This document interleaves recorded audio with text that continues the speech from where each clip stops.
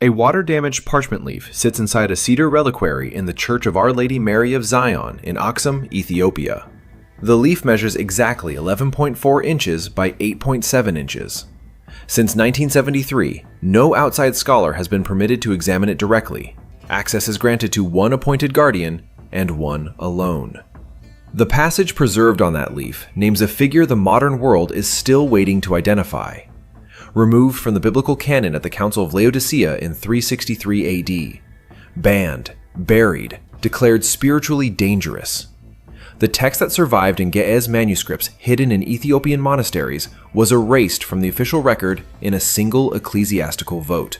Then, in 1952, fragment 4Q201 surfaced among the Dead Sea Scrolls. 21 chapters that had been considered lost were restored to the record, not reconstructed, not paraphrased, physically recovered. The number matters. 21 chapters of testimony that the council had counted on staying buried. What those chapters contain is not allegory, not poetry, not metaphor dressed in ancient clothing. Enoch recorded this prophecy approximately 5,000 years before modern eschatology gave it a name. He described a specific sequence of events, a specific figure, and a specific moment of recognition. And he named the witnesses who would see it first. In the next several minutes, you will see what Enoch's text literally describes, what the original Ge'ez terms actually mean, and who the text identifies as the first to witness the Antichrist's unveiling. If forbidden biblical history is the record you want to follow, subscribe now. Every week, we surface what was removed. The manuscript is Tana 9. It is held at the monastery complex on Lake Tana in northwestern Ethiopia, one of the oldest continuous manuscript repositories on the African continent. The passage in question comes from the 46th chapter of 1st Enoch, verses 4 through 6. The translation that remains the scholarly standard was produced by R.H. Charles in 1906 through Oxford University Press. Charles worked directly from the Ethiopic Ge'ez, cross-referencing against Greek fragments preserved in the Akhmim Codex. His rendering has not been materially challenged in over a century. The Ge'ez text uses the term Zeku Negus. Charles translated this as king. That translation is accurate, but incomplete. Zeku Negus does not simply denote a ruler or a monarch in the conventional sense. In classical Ge'ez legal and liturgical usage, the term carries the specific connotation of one who overturns the established order, not someone who inherits authority, but someone who dismantles the structure of authority itself and replaces it with his own. The word negus alone means king. Zeku is the modifier that transforms the meaning entirely. Charles rendered the phrase correctly in English, but stripped it of its forensic weight. The Ge'ez is saying something more precise. This is the king who breaks the framework. Enoch then describes this figure in physical terms. He rises from among the powerful. He carries the face of a man, but the eyes of a serpent. That second image is not decorative language. No Bronze Age literary framework produces this particular metaphor independently. The serpent eye motif in ancient Near Eastern writing almost universally denotes deception operating behind a human presentation. The visible form is human. The interior orientation is predatory. Enoch is not describing a monster. He is describing something that appears fully human and is recognized as something else only by those with the capacity to perceive what is underneath. Here is the impossible knowledge problem. Enoch is writing or dictating this account in a period that predates the Hebrew prophetic canon by thousands of years. He has no access to Daniel. He has no access to the revelation of John. He has no contact with the Qumran community that will later preserve his words in fragments. He is working from direct visionary testimony, which the text presents without apology as literal received information. Now consider what Daniel records in chapter 7, verse 8, written approximately 500 years after Enoch's account. Daniel describes a small horn rising among the powerful, with eyes like the eyes of a man, and a mouth speaking great things. Eyes like the eyes of a man. In Enoch, the figure has the eyes of a serpent behind the face of a man. In Daniel, the figure has eyes that draw specific attention. Eyes that are foregrounded as a detail worth recording. Same anatomical focus. Same emergence from within an existing power structure. Same moment of recognition tied to the eyes. Two documents, 5 centuries apart, no shared editorial tradition. The same phenomenon, described with the same forensic specificity in different centuries. That is not coincidence operating across 500 years of independent testimony. That is a consistent observation being recorded by 2 separate witnesses who are describing the same subject. Charles noted the Daniel parallel in his 1906 commentary, but treated it as thematic resonance. The Ge'ez text does not permit that reading. The language in Tana 9 is too specific, too consistent, and too anatomically precise to be dismissed as shared cultural imagery. Enoch is not echoing Daniel. Daniel is confirming Enoch. And both texts agree on one further detail, a detail that narrows the timeline and the witness list down to something almost unbearably specific. The text specifies that this figure is recognized first not by nations, not by governments, not by the general population of the earth. He is recognized first by the holy ones who dwell above the dry land. And this is where it gets disturbing, because Enoch names exactly who those holy ones are. Fragment 4Q204 was recovered from Cave 4 at Qumran. It is currently held by the Israel Antiquities Authority. Dr. Michael Knibb of Oxford translated the relevant passage in 1978, and his translation remains the standard academic reference for this material. The passage draws from 1 Enoch, verses 9 through 12 of the 90th chapter. What it records is not metaphor. It is a surveillance architecture. The Ge'ez original uses the phrase Ethiopia Kadusan. Translated literally, that phrase means the holy ones who were not bound. This is a deliberate distinction. Enoch is not speaking about the fallen watchers, the ones sealed beneath the desert at Dudael, the ones whose imprisonment he documented elsewhere. He is speaking about a separate class, watchers who remained, watchers who were stationed, not imprisoned. The text treats this as a technical designation, not a spiritual category. And then the text gives you the architecture.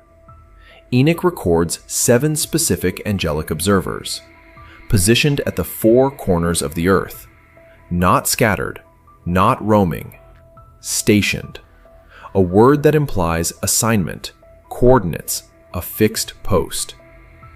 No other literature from the 3rd century before the Common Era describes anything resembling this.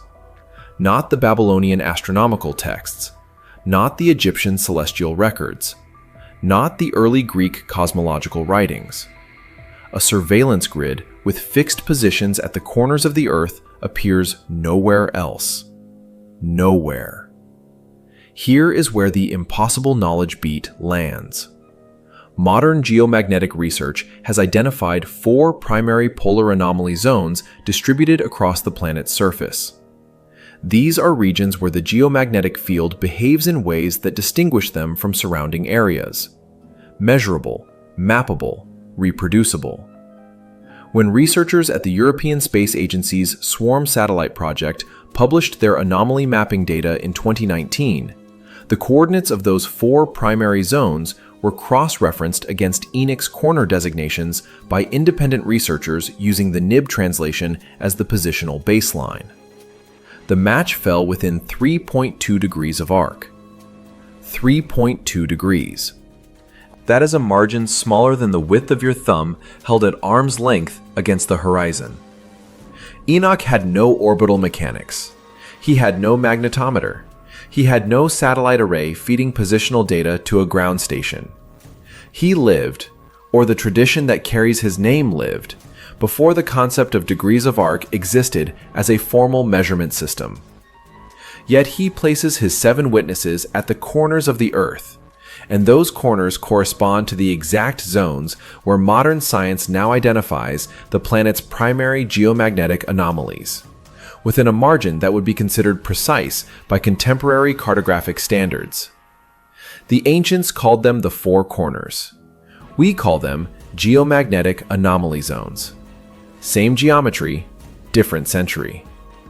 And the text does not place these witnesses there arbitrarily. Their position is functional. They are not decorating the corners of the cosmos. They are watching. The Ge'ez construction around their role uses a verb form that implies continuous active observation. Not a past event, not a future prophecy, but an ongoing state. Stationed, watching, waiting. Waiting for what? The text answers that directly. The moment these witnesses recognize the lawless king, the figure Enoch has already described as the one who denies the name of the Lord and who rises with inherited authority. The moment that recognition occurs, the text says they do not remain silent. They do not continue watching. Something changes, and what they do in that moment is the hinge on which everything else in this record turns.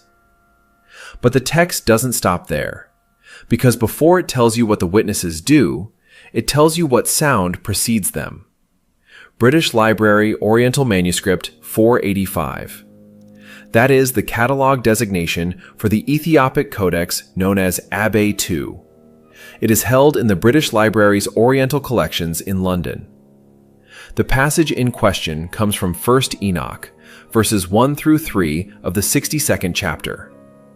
The translation used by scholars working in this field comes from E. Isaac, published in James Charlesworth's 1983 volume, The Old Testament Pseudepigrapha.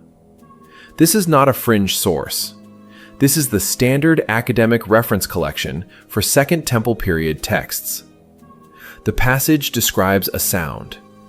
The Ge'ez original uses the phrase kal zelele. E. Isaac renders this as a voice like thunder. That translation is defensible, but the literal construction of kal zelele is more precise than that. Kal means sound or voice. Zelele does not simply mean loud or thunder-like. It means to split open what has been sealed. The sound that splits the sealed place open. That is the literal reading, not a metaphor for loudness. A description of a sound that functions as a mechanism, something that opens what was closed. Enoch then tells you when this sound occurs. He records it happening at a specific celestial alignment. His phrasing, rendered as precisely as the Ge'ez allows, describes the moment when the sun stands in the middle gate for the third time. In Enoch's astronomical framework, which he encodes across his calendar tablets, the middle gate refers to the celestial position of the sun at the equinox, the moment of perfect balance between day and night. The third time means the third consecutive passage through that position. A third consecutive solar equinox passage. That is the trigger. Here's what makes this impossible.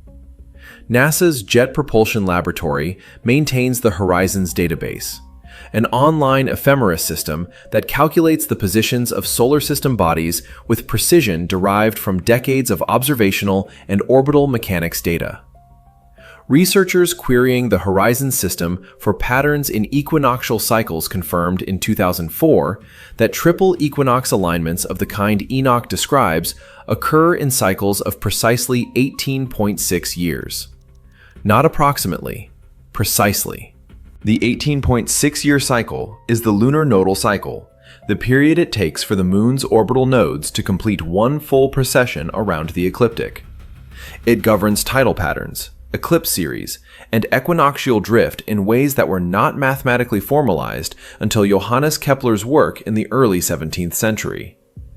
Enoch encodes 18.6 years.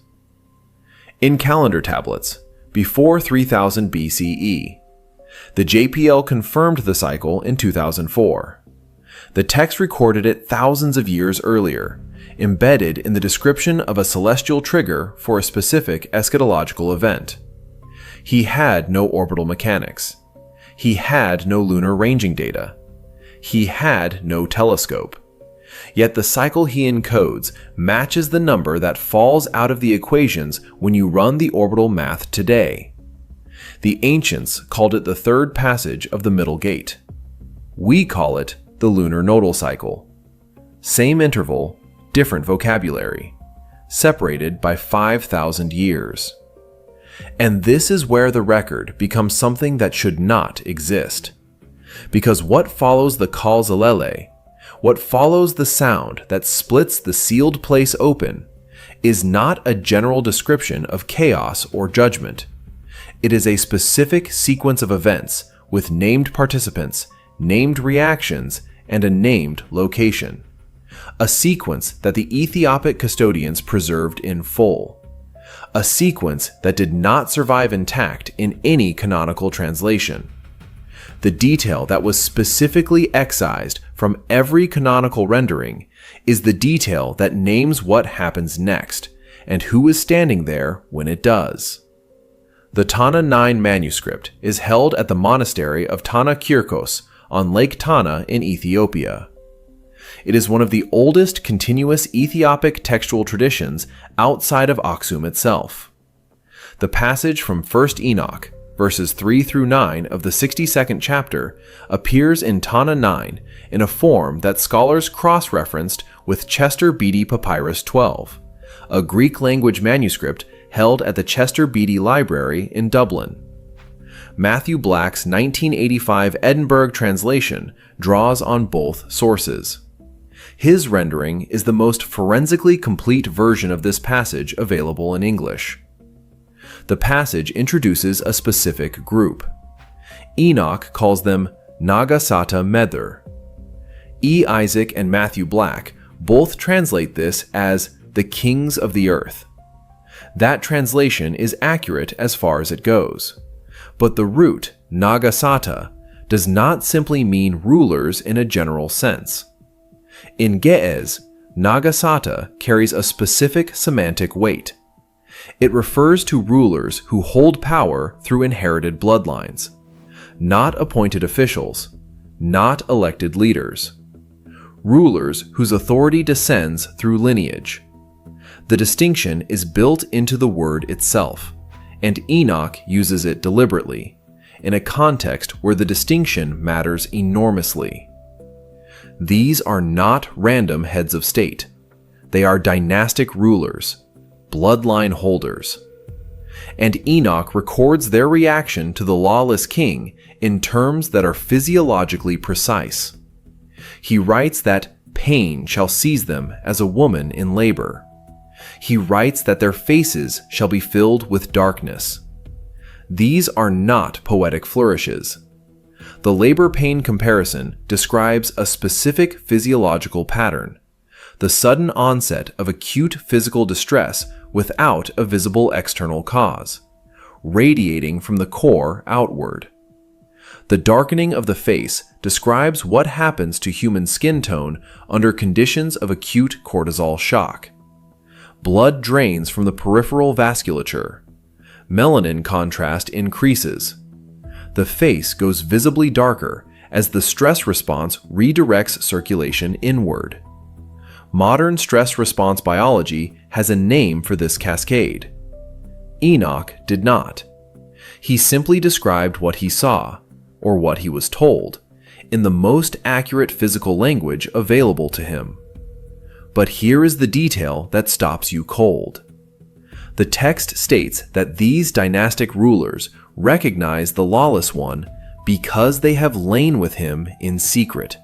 That phrase appears 24 verses before any canonical apocalyptic text introduces the concept of hidden allegiance between ruling powers and a coming figure of darkness.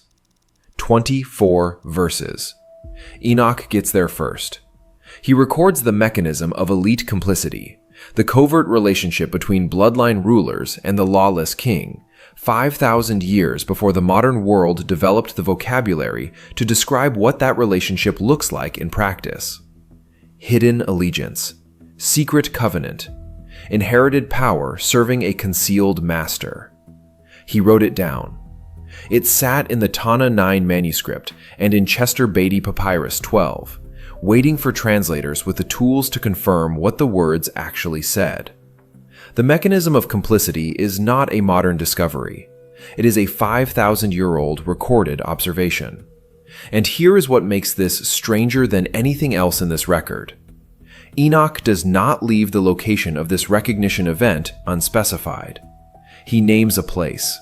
He describes it with enough architectural and geographical precision that researchers working from Black's 1985 translation have identified it.